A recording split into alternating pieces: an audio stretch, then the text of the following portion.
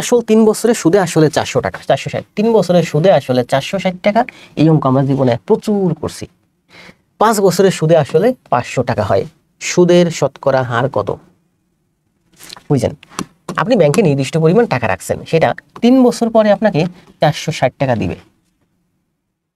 আবার বুঝলেন, আপনি ব্যাংকে নির্দিষ্ট পরিমাণ টাকা রাখছেন, মানে মনে করেন 460 আছেন, এর থেকে কম টাকা রাখছেন। মনে করেন আপনি ব্যাংকে 400 টাকা রাখছেন, 3 বছর পরে ব্যাংক আপনাকে 460 টাকা দিছে।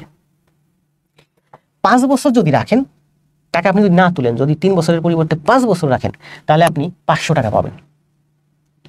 তাহলে এই যে টাকাটা পেলেন 460 টাকা, এখানে আপনার আসল আছে প্লাস সুদ আছে।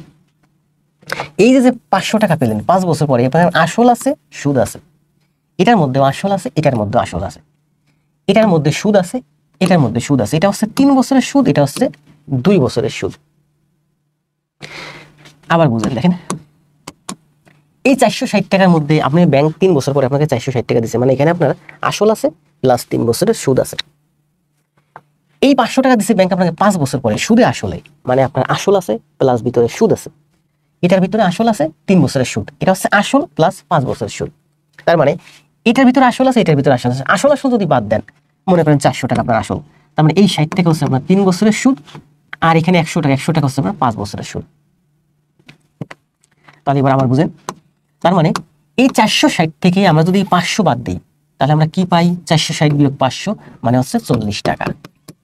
এই 40 টাকা হচ্ছে কি কিসের পার্থক্য? আপনার 2 বছরের সুদের পার্থক্য। এখানেও আসল আছে, এখানেও আসল আছে, এখানে আছে আমার 3 বছরের সুদ, এখানে আছে আমার 5 বছরের সুদ। তার মানে এইটা থেকে এটা যদি মাইনাস করি, আমি মূলত পাবো 2 বছরের সুদ। তাহলে আমার 2 বছরের সুদ হচ্ছে 40 টাকা। তাহলে আমার 1 বছরের সুদ হচ্ছে 20 টাকা। তাহলে আমার 3 বছরের সুদ হয় আমার 60 টাকা। ব্যাংক আপনাকে 3 বছর পরে 60 টাকা সুদ সহ এই 460 টাকা দিছে। তার মানে আপনার আসল কত? 460 থেকে 3 বছরের সুদ 60 বাদ দেন, 400 টাকা। 400 টাকা হচ্ছে আপনার আসল। তাহলে 400 টাকা হচ্ছে আপনার আসল। তাহলে আপনি ব্যাংকে রাখছিলেন মূলত 400 টাকা। প্রতি বছরের সুদ 20 টাকা, 3 বছরের সুদ পাবেন 60 টাকা, 3 বছরের সুদ পাবেন 60 টাকা, 60 টাকা। ব্যাংকে রাখছেন 400 টাকা, 3 বছরের সুদ 60 টাকা, তাহলে 460 টাকা 3 বছর পরে আপনি পাবেন। এখন বলছে সুদের হার কত? আপনি ব্যাংকে রাখছেন কত বলেন? ব্যাংকে রাখছেন আপনি 400 টাকা।